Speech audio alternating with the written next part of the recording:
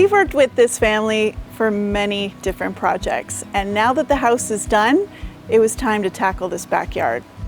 Because we've worked together so often, we've become really good friends, this client and I. So she's seen my backyard and she had to have it, basically. She just said, I want your backyard, but in more of an urban setting. So that's what we set out to create.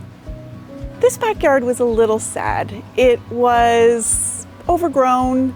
It had patio stones that were lifting. It had a cute fire pit that they did spend time at, but that's really all there was to do back here. The ground was very uneven. They kept trying to make grass grow and it just did not want to grow under these big trees. And it really just felt like a labor that was not of love. So I'm an interior designer. I design living spaces, but I'm the first one to admit when something is not my expertise, and that's when we bring in the landscape professionals, because they can really help us figure out what kind of materials make the most sense, what's underfoot, how far from the tree do we need to be, and what are the plantings that are actually going to grow here.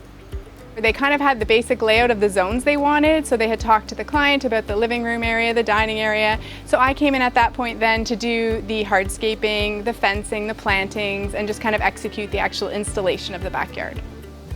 Top of the wish list was for something the family could do together that was fun in the backyard. So the hot tub was the catalyst for the whole project. We splurged on the local flagstone, as well as the wall stone that we mortared onto the side of the spa. We decided to elevate it out of the ground as opposed to making it flush. By doing that, it gives them a ledge to sit on around the swim spa, and it's a lot easier to get into the swim spa.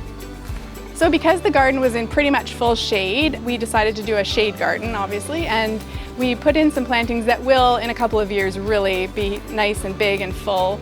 We did planters around the space just to add some more elements of green because we didn't have a lot of room for gardens. We were going to have gardens behind the swim spa, but we needed room for the cover to sit. So instead we decided to do planters back there as well. They're going to use the space in the winter in the swim spa, so they can do seasonal planters with some evergreens and dogwood and things like that for some seasonal interest. Outdoor living, more than anything, has to do with being multifunctional. You want it to be comfortable, but you want it to be practical.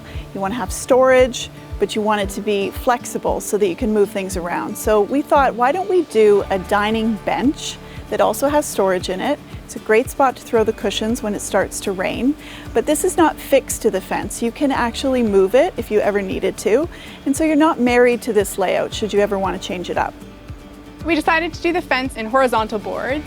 What the horizontal does, it just adds that modern element to a fence, and it's kind of a nice change from the vertical fencing that we've seen for so many years. We painted it out black, which is a really nice way to frame the backyard, as well as add a bit of depth and moodiness to the backyard because it is a fairly light palette. We went with an artificial turf in the back, which has come a long way since the days of AstroTurf.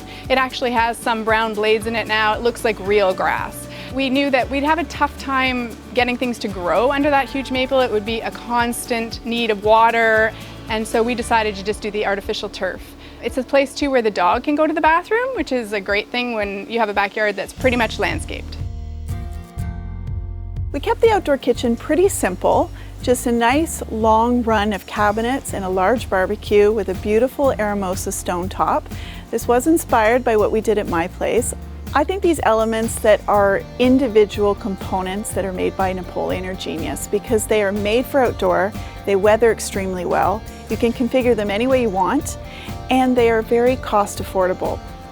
The steps coming off the back of the house were already there. We shortened them a little bit to give us more room for the pool equipment on the side, and we decided to go with a thermo wood in ash for the steps, which is a sustainable wood and it's locally sourced. We also put some lighting in the steps so that when you're coming out at night to go into the swim spa, you can see your pathway down the stairs. Also high on the wish list was a fire pit upgrade, and this is quite the upgrade. I love using these concrete fire pits. I think that they look like sculpture, and considering the fact that they are usually unlit for most of the day, they better look pretty good when they're not on fire. I asked these clients if they use this backyard as much as they hoped they would, and I'm happy to report that they do. They spend a lot of time in the hot tub. They actually keep it pretty cool in the summer, which is great, and they use it all winter long, which is a bonus over a pool.